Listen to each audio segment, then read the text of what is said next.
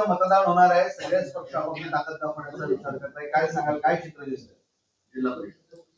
जिल्हा परिषदेमध्ये शिवसेनेने पूर्ण ताकदीनिशी ही निवडणूक लढवलेली आहे. परंतु मला वाटतं उद्या जे काही मतदान होईल त्यामध्ये महायुतीचा भगवा हा जिल्हा परिषदेवर निश्चित फडकेल अशी मला खात्री आहे.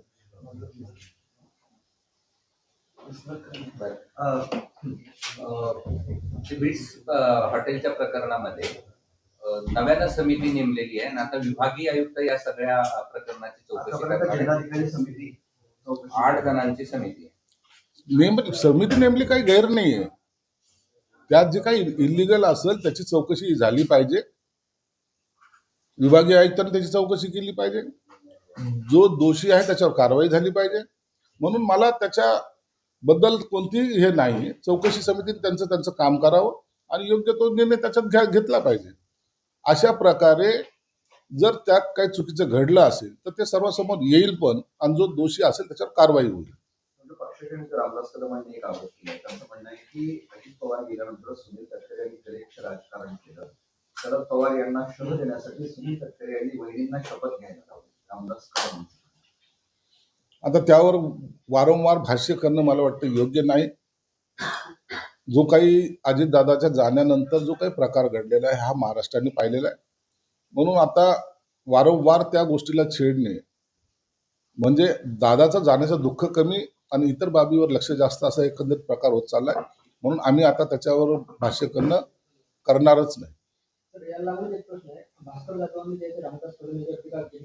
रामदास कदम बाहेर आहे तर मांजर आहे असं ते भास्कर जाधव आणि रामदास भाईचं प्रेम सगळ्या महाराष्ट्राला माहिती. त्या प्रेमाखातर एकमेकावर असे वाक्यप्रचार होत असतात. त्याची दखल कोणी घेत नाही. निधी मिळणार हा विचार करून मतदान करा.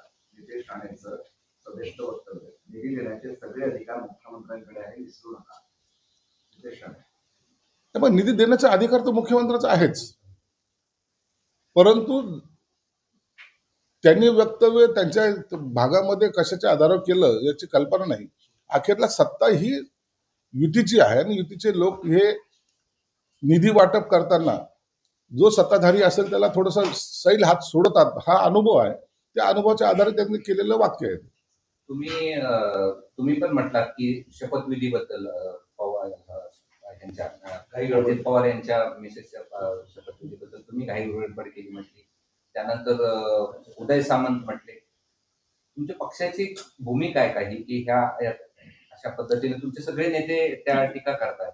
नाही बघा, दुःखद घटना घडली ना तर इतक्या लागोलग शपथविधी होणं हे सर्वसामान्य माणसाला पटलेलं नाहीये. म्हणून मी त्यावेळेला ते केलेलं, माझी भावना जी होती ती मी व्यक्त केली. त्यात काय कोणाचा गैरसमज होत असेल तर त्याबद्दल मला काही देणे घेणे नाही. परंतु जनभावना ज्याला म्हणतात ती मांडायचा आम्ही प्रयत्न करतो. याला जोडून एक प्रश्न आहे. अजित पवारांचा जो अपघात झालाय त्याच्यात आता सीआयडी देखील इन्व्हॉल्व्ह झाली आहे, चौकशी करते आणि त्या दिवशीचा बारामतीचा जो संपूर्ण दौरा होता त्या दौऱ्याची चौकशी, अजित पवारांचे जे खासगी सचिव आहेत त्यांची चौकशी आता सुरू झाली त्या पूर्ण दौऱ्याची. सीआयडी त्यात इन्व्हॉल्व्ह झालेली आहे. इतर यंत्रणा त्यात इन्व्हॉल्व्ह झालेल्या आहेत. ब्लॅक बॉक्स जो ज्याला म्हणतात तो सापडलेला आहे. आता हा सगळा चौकशी मला वाटतं जलद गतीने होईल आणि ही चौकशी व्हावी असं स्वतः मुख्यमंत्र्यांनी सुद्धा स्पष्ट केलेलं आहे. म्हणून आता ही चौकशी किती जलद गतीने होतील याकडे आपल्याला लक्ष द्यावं लागेल आणि त्याच्यात जर असं काही दिसलं तर निश्चितच सरकार त्याच्यावर कारवाई करेल. संजय राऊतांनी सांगावं की शरद पवार एनडीएमध्ये जाणार होते की नाही, आम्हाला एनडीएमध्ये जायचं होतं हे म्हटलं आहे सुनील तटकरेंनी. त्यावेळेस त्यांना आपले संजय राऊत म्हणाले की काही लोकांना शरद पवारांनीच मोठे केला आणि त्यांना सल्ले द्यायला लागले. हा गौप्यस्फोट केला त्यांनी. एनडीए मध्ये जायचं, शरद पवारही येणार होते. तुम्हीच खरं सांगा. एनडीए मध्ये येण्यासाठी आताच नाही, मागे 22 साली सुद्धा 2022 मध्ये सुद्धा त्यांनी हा प्रयत्न केला होता. हे नाकारता येत नाही आणि त्याच्यावर सुद्धा चर्चा झाल्या होत्या. कोणती खाते घ्यायची, कोणती खाती नाही घ्यायची इथपर्यंत सुद्धा सगळ्या चर्चा घडल्या होत्या. हे त्या काळाचं असलेलं गणित होतं. परंतु आता या मधल्या काळामध्ये त्यांच्या चर्चा झाल्यात की नाही झाल्या तर कशाच्या आधारावर झाल्यात याबाबतचं आणखी जोपर्यंत स्पष्टीकरण शरद पवार साहेबांकडून येत नाही तोपर्यंत त्याच्यावर भाष्य करणं मला वाटतं उचित नाही. संभाजीनगर महानगरपालिकेमध्ये आज अर्ज भरायची शेवटची तारीख आहे. शिवसेना सत्तेत असेल की शिवसेनेची भूमिका काय आहे? उपमहापौर पद मिळणार आहे, जसं तुम्ही मुंबईमध्ये सत्तेचा वाटा दिला तसं इथं तुम्हाला मिळणार आहे का? आणि तुमची अपेक्षा काय? या ठिकाणी भाजपचे बहुसंख्य नगरसेवक निवडून आले, महापौर भाजपचा होईल. उपमहापौराबद्दल जे वारंवार शंका व्यक्त होते, परंतु आता उपमहापौर हा शिवसेनेचा होईल आणि त्याबद्दलची चर्चा ही काही वेळानंतर स्थानिक अतुल सावे आहेत, आमचे पारकर आहेत, त्यांच्यात ती होईल आणि त्याच्यानंतर वरिष्ठ पातळीवरून त्याच्या नावाची घोषणा होईल. दादाच्या निधनानंतर शरद पवार आणि दादाच्या कुटुंबियांच्या भेटी वाढल्या, 4 उपनेत्यांची 3 बैठका झाल्या आणि या भेटीमागे 2 एप्रिलचं कनेक्शन काय असा सवाल होता. हे बघा, आता हे सगळं भेटी होणं साहजिक आहे. एक दुःखद घटना त्या कुटुंबात घडलेली आहे. हे कुटुंब नेहमीच एकत्र येत असतं. दिवाळीच्या टायमाला एकत्र येतात, तसं दुःखाच्या टायमाला एकत्र आलं तर त्याच्यावर वाद होण्याचे काही कारण नाही आहेत. आणि त्यांनी दोघांनीही स्पष्ट केलं की आमचं त्या ठिकाणी कोणत्याही राजकारणावर चर्चा झालेली नाही. तर ही कौटुंबिक भेट आहे. कौटुंबिक भेटीमध्ये अजितदादाचा पुतळा कुठं असावा, काय असावा, या बाबतीतच चर्चा झाली. म्हणून आता याच्यावर आपण शंका उपस्थित करणं मला वाटतं ते योग्य पण नाही. रोहित पवार असं म्हणतात की विमानात काय होईल हे 9 तारखेनंतर सांगू. मग जर रोहित पवारकडे काही असेल, त्या आधारावर तो बोलत असेल तर 9 तारखेपर्यंत आपण वाट पाहिली पाहिजे. अंजली दमाने यांनी या सगळ्या संदर्भात आरोप केले आहेत की पार्थ पवार, त्यानंतर दुसऱ्याकडे तटकरे आणि प्रफुल्ल पटेल यांनी हा घातपात घडवून आणला. त्यांच्याकडे काही माहिती असेल त्यांनी खऱ्या अर्थानं पोलिसांना द्यावी, परंतु अशा प्रकारे त्यांनी जो काही आरोप केलेला आहे निश्चित तो गांभीर्याने सरकारही घेतं आणि त्याच्यामध्ये काही तथ्य असेल तर ते तपासतं सुद्धा. म्हणून मुख्यमंत्री साहेब याची दखल घेतील आणि त्याची तपासही त्या दिशेने करतील. कायदेशीर प्रक्रियेनुसार अंजली दमानिया यांच्यावर कायदेशीर कारवाई करण्याच्या तयारीत देखील राष्ट्रवादी आहे, या वक्तव्यावरून जे आरोप त्यांनी केले. आता हे आरोप प्रत्यारोप होतील. जर बिनबुडाचे आरोप केले तर प्रत्येकाला अधिकार आहे त्यांच्या विरोधात बोलायचा, म्हणून ते बोलतीलही.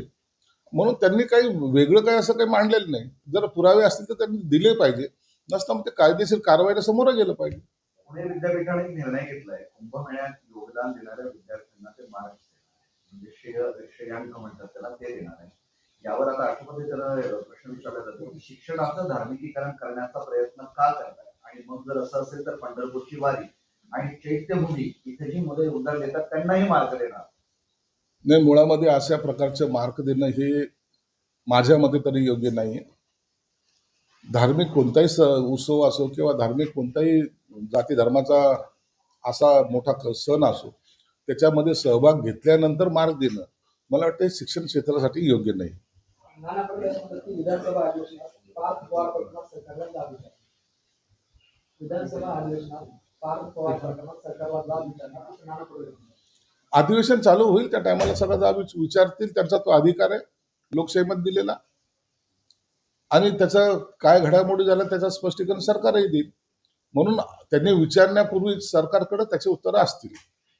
मुंबई महानगरपालिकेत महापौर निवड प्रक्रियेपूर्वीच आज भाजपचे जे सगळे विजयी उमेदवार आहेत ते त्या ठिकाणी पक्ष कार्यालयात आलेले आहेत आणि मराठमोळ्या पद्धतीने तो संपूर्ण इव्हेंट आज त्या ठिकाणी होतो. काय झालं?